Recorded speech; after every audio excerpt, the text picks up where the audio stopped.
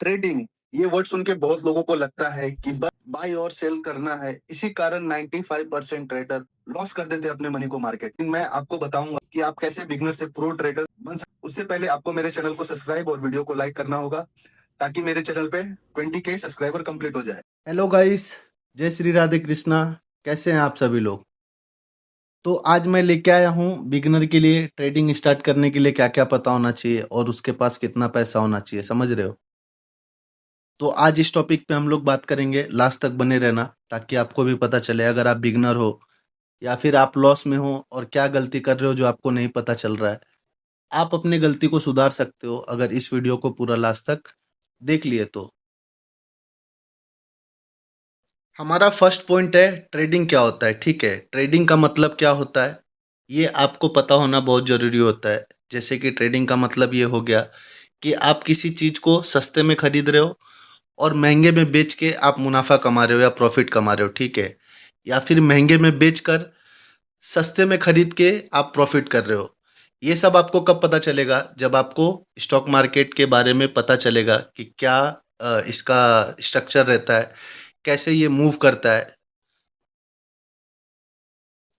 Market का structure और move को पता लगाने के लिए आपको क्या क्या पता होना चाहिए, मतलब क्या क्या आपको आना चाहिए ट्रेडिंग में, इस बारे में हम बाद में बात करेंगे।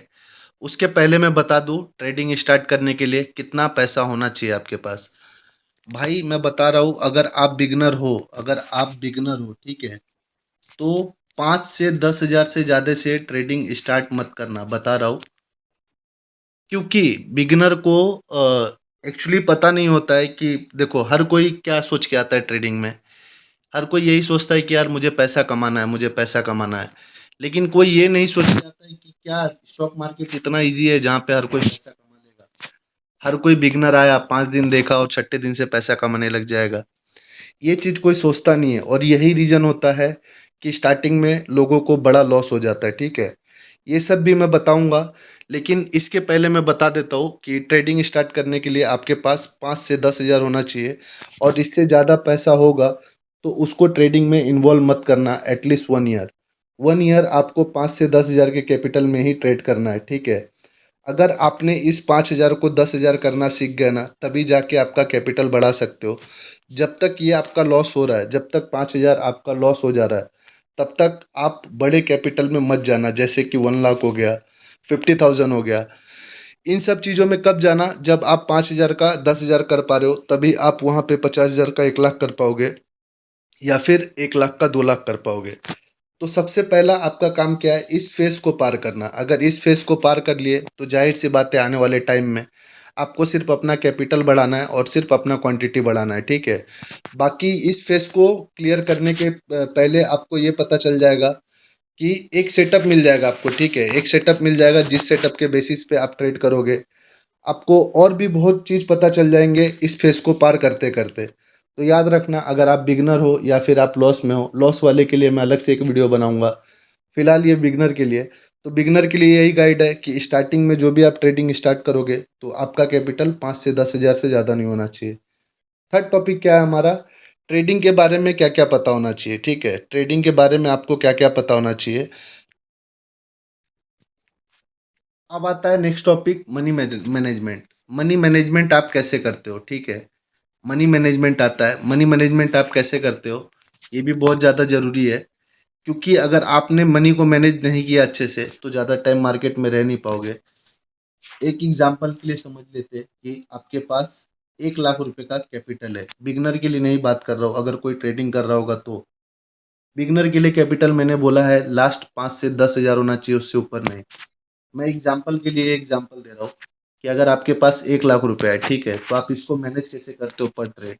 1 लाख का 1% होता है 1 हज़ार रुपया। ठीक है, तो आपका एक ट्रेड में इससे ज़्यादा का रिस्क इन्वॉल्व नहीं होना चाहिए। अगर इससे ज़्यादा का रिस्क लेते हो तो कहीं ना कहीं आप अपने कैपिटल को खतरे में डाल रहे हो, समझ रहे हो?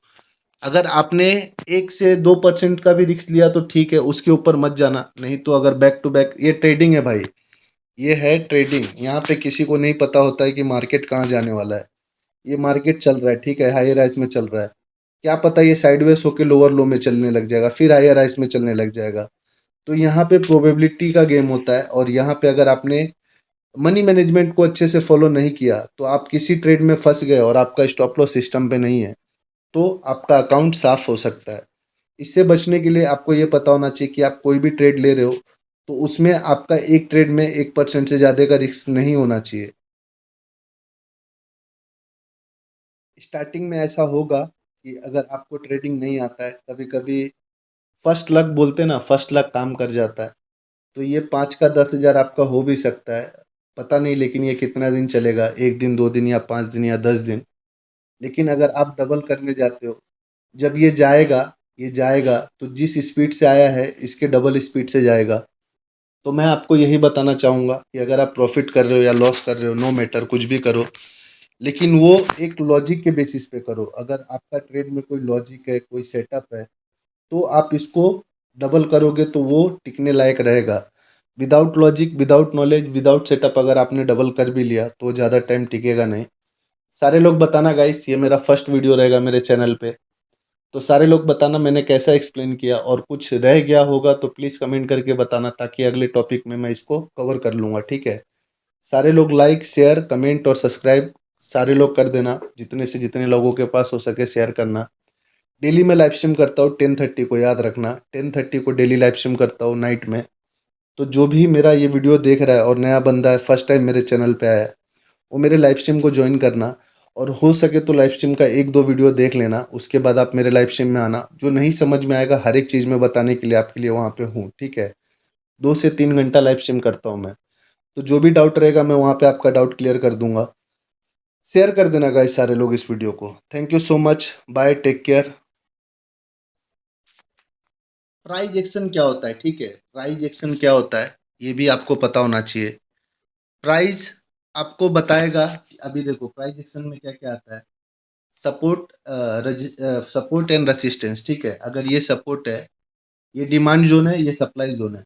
अगर मार्केट साइडवेज है, ठीक है, मार्केट अगर साइडवेज है तो ये अपने डिमांड जोन से ऊपर आएगा, कहाँ तक, सप्लाई जोन तक।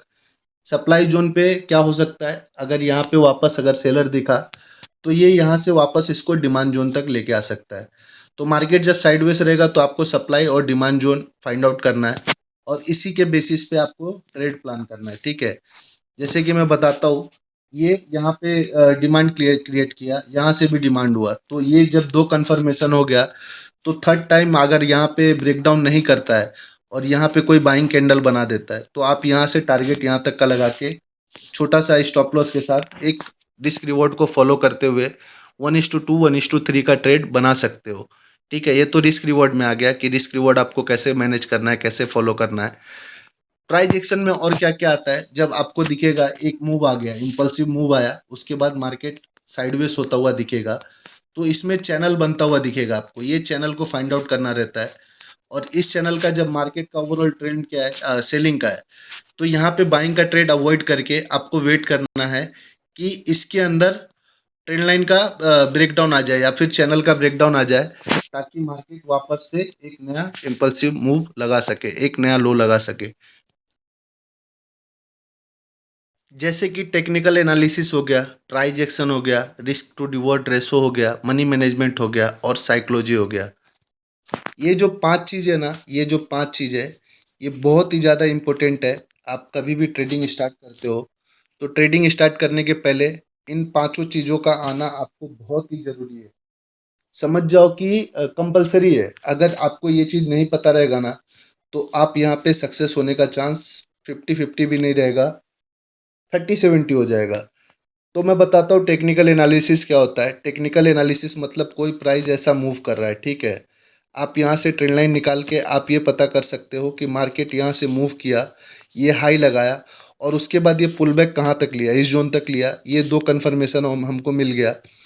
और यहाँ से इसने एक नया हाई लगा के अगर वापस पुल बैक इस जोन पे आता है, तो जाहिर सी बात है यहाँ पे बायर है और यहाँ पे बायर है, तो ये हो सकता है कि यहाँ से भी एक इम्पल्सिव मूव आ सकता है, एक नया हाई लगा सकता है, ठीक है। यहाँ तक समझ गए आप लोग। सारे लोग वीडियो को लाइक कर देना, जो भी नए हो सब्सक्राइब कर लेना। डिस्क्रिप्शन में टेलीग्राम चैनल का लिंक मिलेगा, वो ज्वाइन कर लेना।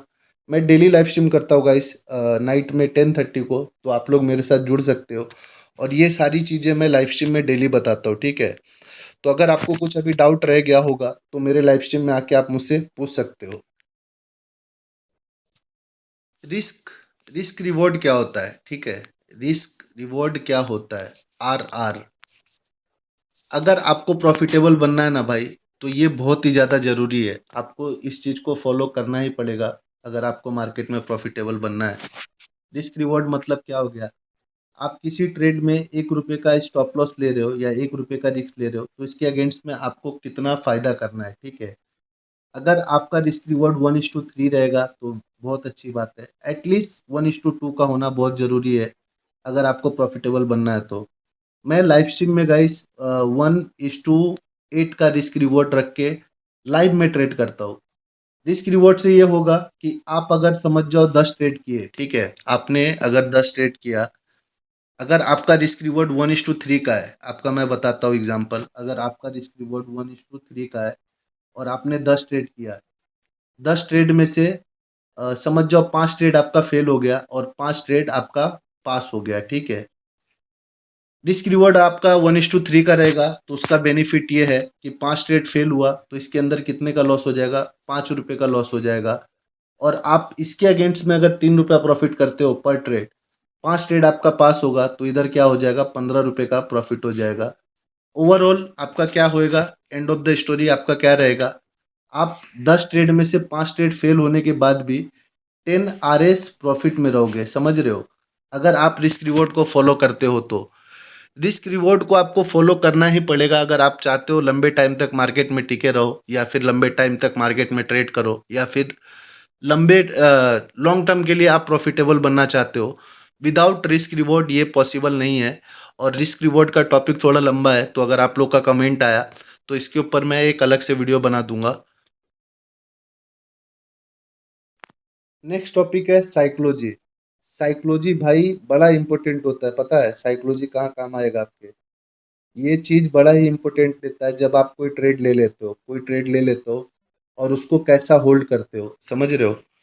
ट्रेड लेना बहुत इजी है गाइस, और उसको होल्ड करना और पेशेंस के साथ वेट करना, एसएल नहीं तो टारगेट, ये दोनों चीज़ बोलने में बहुत इजी है, लेकिन जब आप रियल ट्रेड करोगे तभी आपके साइकोलॉजी का टेस्ट होगा और आप उस ट्रेड को कैसे मैनेज कर रहे हो, कैसे फॉलो कर रहे हो with the help of your psychology, ठीक है।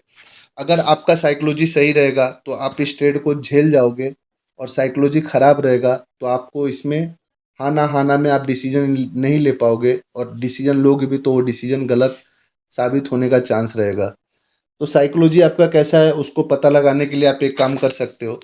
जब भी आप ट्रेड लेते हो, ठीक है, जब भी आप ट्रेड लेते हो, ट्रेड एग्जीक्यूट करते साथ ही एक बुक और एक पेन अपने हाथ में रखा करो, ताकि आप क्या सोच रहे हो, आपके दिमाग में क्या चल रहा है, आपके साइकोलॉजी में क्या चल रहा है कि आपको इस ट्रेड में क्या करना चाहिए। अगर आपका ट्रेड प्रॉफिट में दिख रहा है तो आपका साइकोलॉजी क्या बोल रहा है, अगर छोटा प्रॉफिट हो रहा है तो आपको क्या लग रहा है, आपको एग्जिट कर देना चाहिए क्या, या फिर आपका साइकोलॉजी तभी क्या बोल रहा है, आपका मन क्या बोल रहा है कि क्या मुझे इस ट्रेड को होल्ड करना चाहिए। तो ये सब चीज़ अपने बुक में लिखा करो, ताकि जब सैटरडे संडे को मार्केट बंद रहता है तो इन दिनों आप इन चीज़ों को देख सकते हो, और इससे आपको ये पता चल सकता है कि जब ट्रेड लेते हो आप तो आपका साइकोलॉजी क्या बोलता है। बहुत लोग का कमेंट आता है, सर मैं ट्रेड ले लेता हूँ लेकिन ट्रेड लेने के बाद मुझे डर लगता है, ठीक है। तो वो डर कहीं ना कहीं आपके मनी मैनेजमेंट ना अच्छा होने की वजह से होता है, कहीं ना कहीं रिस्क रिवॉर्ड अच्छा ना होने की वजह से होता है, और कहीं ना कहीं आपका साइकोलॉजी खराब होने की वजह से होता है। तो ये सब कुछ रीजन है जिसके ऊपर मैंने बताया है। अगर आपको वीडियो अच्छा लगा हो तो शेयर करना गाइस, और कमेंट में बताना क्या मैं सारे टॉपिक को सेपरेट सेपरेट करके अपने चैनल पे अपलोड करूँ। अगर अगर आप लोग का कमेंट अच्छा रहेगा तो मैं कोशिश करूँगा इन सारे टॉपिक को सेपरेट और डिटेल में बना के अपने यूट्यूब चैनल पे अपलोड करने का। तो आप लोग सारे लोग बता देना, ठीक है।